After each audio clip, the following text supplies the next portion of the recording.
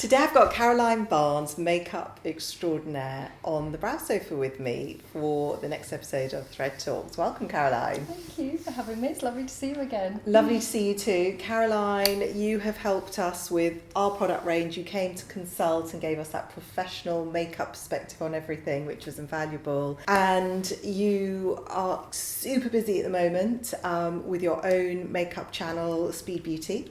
And I think it reflects everything we do at Blink, which is quick tips and tricks for women, how to apply makeup, to give them confidence. And I just wonder if you could share with us, what's your top tip/trick for brows? For brows, I think that there are so many products now that you can use to mimic eyebrows. You don't have to have that kind of one kohl pencil that needs a really good sharpen. There are so many brushes, there are so many brow pomades and thickeners that you can use. Whatever type of brow you have, whether you have a short stubby one or long thin ones, you can get a really good frame over your eyes. Well, brows are basically the structure of your face, just a bit like your shoulders are for your clothes. So you have to have a strong brow in order for your face to kind of be balanced, and the rest of your features almost hang off, to put it in like the crudest way, your brows. And so if you don't have that lovely frame over your eyes, you never quite look put together and balanced. And whatever age you are, and however soft and natural you want them, you don't have to have something that's really dark and heavy, because sometimes that can obscure from the beauty of your eyes. You can have something very soft and natural. That is the key part. And I think as we get older as well, and your features start to soften, the brows become even more important. So do you start with brows, or do you finish the brows? I think it's always interesting to ask makeup artists. I always do my base first, because I just love to create a canvas to get the colours and the tones right. I know a lot of makeup artists start with eyes and then finish off with the skin, but I just can't do it that way. And I think probably one of the, going back to your first question, is the biggest mistake I think people make with their brow products is they put on their foundation or whatever, and they go in with their brow product. Now, if that area of skin has got a slight bit of grease on it, maybe it's from the moisturiser or from foundation, the brow product sits on top of that and then it slips a little, or the colour isn't true, or it doesn't last.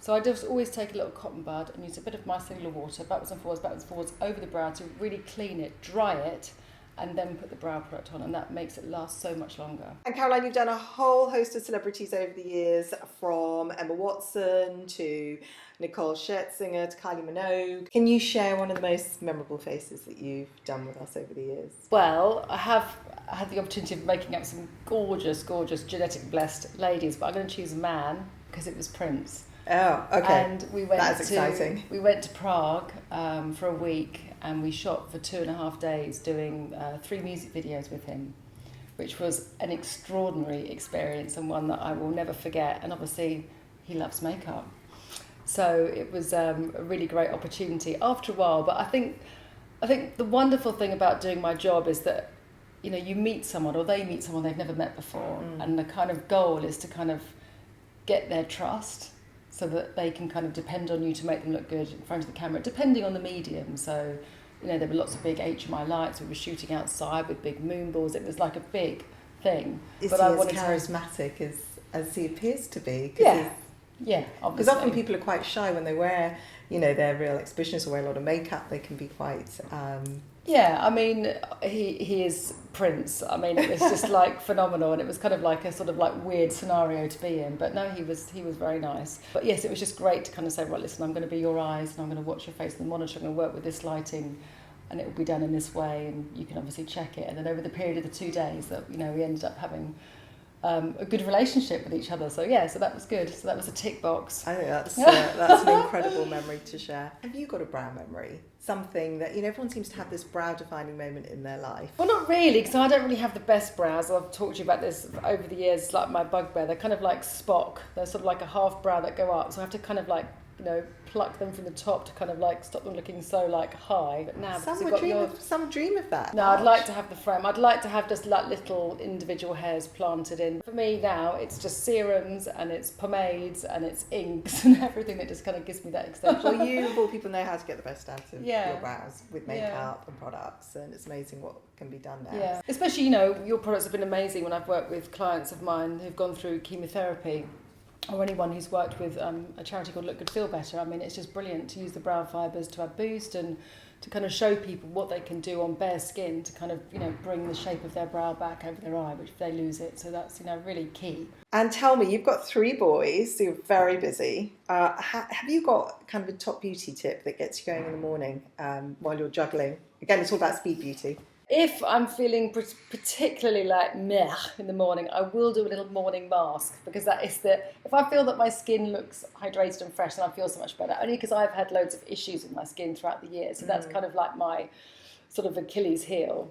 And is that like a sheet mask, or will it be a clay No, mask? it will be a cream mask, Okay. hydrating mask, because I can't run around the house. Hence why you were saying whilst looking after the kids. So there's often some mornings they're like, oh, Mum, you could have warned me. It's pouring out the porridge with some They black find it horrifying, charcoal don't they? mask on. Yeah. I think what's been great about the channel is just showing people how you can achieve lots of different natural types of makeup looks quickly. Like anything, isn't it? Once you know how to do it, you know how to do It's it. invaluable. And it becomes easy. Yeah. And just kind of mixing those different tones and colours. You don't have to look like you're done.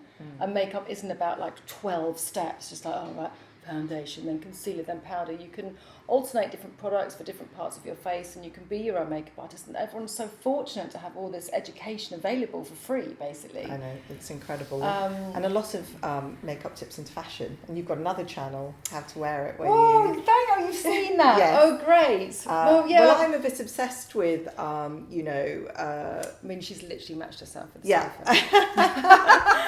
Obsessed with, you know, seasonal changes of wardrobe, Yes. and then how you reflect that in your makeup, which Yeah. is exactly what you advise. So tell me about autumn. Well, so Gail and I have worked together for years, and when you go into a studio, like the first thing you'll say is, right, what is the artist or the model wearing? You know, what's the theme? What's the shoot about today?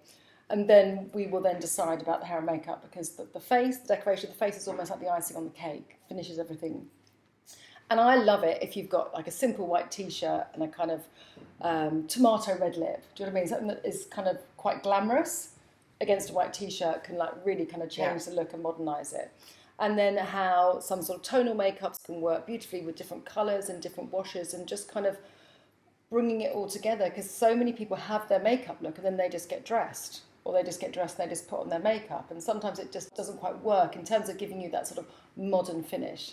So we thought, well, why don't we just throw it out there and see what people say, or, you know, but they seem to like it, so that's good. Well, I think it's great. another thing to do. It's again, you know, do you put all the emphasis on the lipstick rather than the eyeshadow? Do you do one or the other? Yeah, well, again, it depends on your features, because unless you're, you know, formed beautifully, there are limits to what you can do. But because there are so many beautiful cream formulas and soft balms, you can still have accents of colours, but it doesn't need to be necessarily heavy, but you have to work with your face. But mostly it's meant to be just sort of about inspiration and just kind of having that thought, oh, I've got this like caramel jumper on, should I put on my standard pink lip? No, caramel and pink's a bit sort of like meh.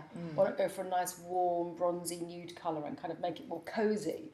And how do you do that? And it's almost like, I use this expression a lot about sort of like going into like the white company, where it's all just like so tonal, and you're sort of hit with this sort of correlation of lovely colours together, and that's how your makeup should work all together. And some people have got the pink blush, the coral lipstick, a bit of a green liner, and it takes away from your natural beauty.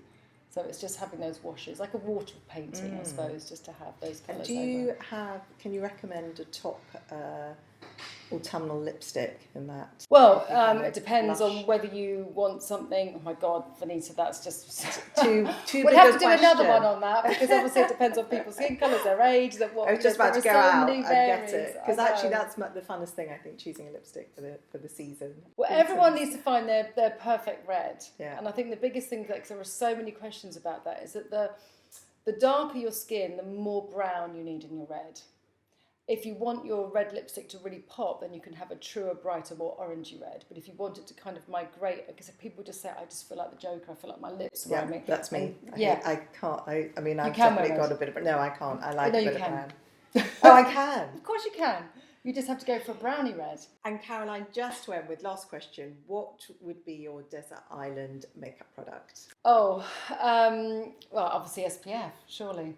I have a few, because, you know, we all have to have choice. And can you give us your top 2 recommendations? So I'd have 2 different SPFs, one under makeup and one just if I was on the beach in direct sunlight, which I guess I would be if I was direct sunlight. But if I did happen to find a makeup bag and I wanted to put some makeup on, I would have either one by Beauty Pie, which is super light, which is absolutely amazing.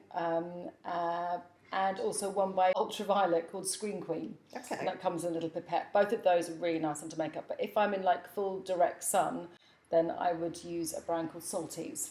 Oh, they're Really, brilliant. I love really them, yeah. great SPF. And again, it feels super light. I'm all about texture and how things feel on my face. As with my clothes, right? As I'm sure you are in your nice silk shirt. Makeup and skincare needs to feel lovely. And all those three products. Light is really important, Yeah. not too thick. Exactly.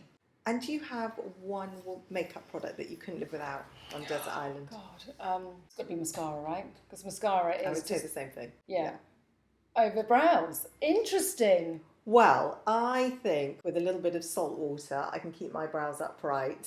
Such a tip. But my lashes, Yes. the salt water, no, not Yeah. near the eyes. So I think I wouldn't go waterproof though, and I would go for my favourite brush and formula, which would be Max Factor's Masterpiece Max. I love that brush. Slightly tapered, thin, not too big. Don't like a big brush because it just goes everywhere. So, well, thank you Good for sharing. protection. Top tips from the fantastic makeup artist Caroline Barnes. Thanks so much for joining me on the brand Pleasure. table today. Thanks for letting me come in. You got to open the store now, haven't I you? know, and it's just so nice to see you again. Very Chat with nice you. to see you.